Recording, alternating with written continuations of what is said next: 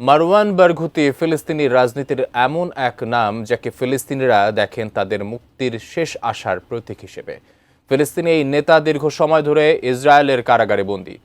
তবু বন্দী জীবনে তার প্রভাব ক্রমেই বেড়েছে। এমনকি বহু ইসরায়েলি কর্মকর্তা পর্যন্ত বিশ্বাস করেন এই অঞ্চলে স্থায়ী শান্তির চাবিকাঠি হয়তো তার হাতেই।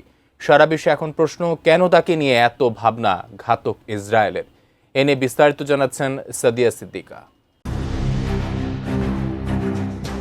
ফিলিস্তিনি রাজনীতিতে সবচেয়ে বেশি আলোচিত নাম মারওয়ান বারঘুতি, যার নামে আজও একসঙ্গে জায়গায় শ্রদ্ধা, বিতর্ক আর ভয়। কারাগারের দেয়ালের ভেতর থেকে যিনি হয়ে উঠেছেন এক জাতির প্রতিরোধের প্রতীক, আবার অনেকের চোখে তিনি বিপদের আরেক নাম।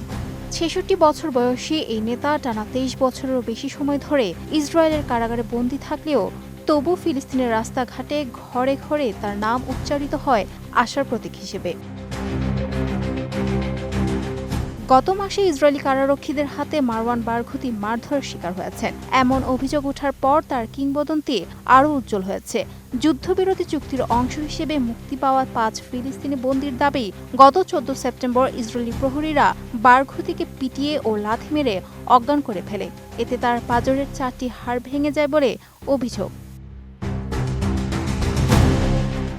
তার ছোট ভাই মোকবেল বারঘুতি আশঙ্কা প্রকাশ করেছেন, আমরা হয়তো তার ধীর মৃত্যুর সাক্ষী হচ্ছি। তিনি জানান, ২০২৩ সালের ৭ অক্টোবরের আগে তার ভাই ছিলেন অবিচল ও দৃঢ়চেতা, কিন্তু এরপর থেকে অন্তত ৪ বার তাকে মারধর করা হয়েছে।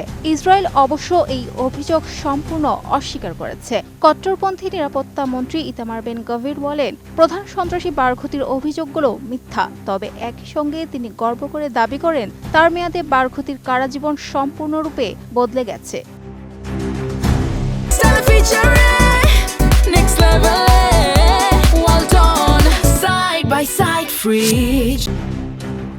ইসরায়েলি কর্মকর্তাদের অনেকেই বলেন, সহিংসতার রেকর্ড থাকা সত্ত্বেও বারঘুতি ফিলিস্তিনিদের মধ্যে একমাত্র নেতা যিনি প্রকাশ্যে ইসরায়েলের অস্তিত্বের অধিকারের পক্ষে কথা বলেছেন। সাম্প্রতিক যুদ্ধবিরতির সময় আবারও আলোচনায় তার নাম আসে। হামাস যখন বন্দি বিনিময়ের তালিকা দেয়, তার শীর্ষে রাখা হয় বারঘুতিকে। যদিও তিনি কখনোই হামাসের সদস্য ছিলেন না, বরং তাদের আদর্শের বিরোধী। ইসরায়েল সেই প্রস্তাব প্রত্যাখ্যান করে। ফলে প্রশ্ন ওঠে, মারওয়ান বারঘুতি আসলে কে?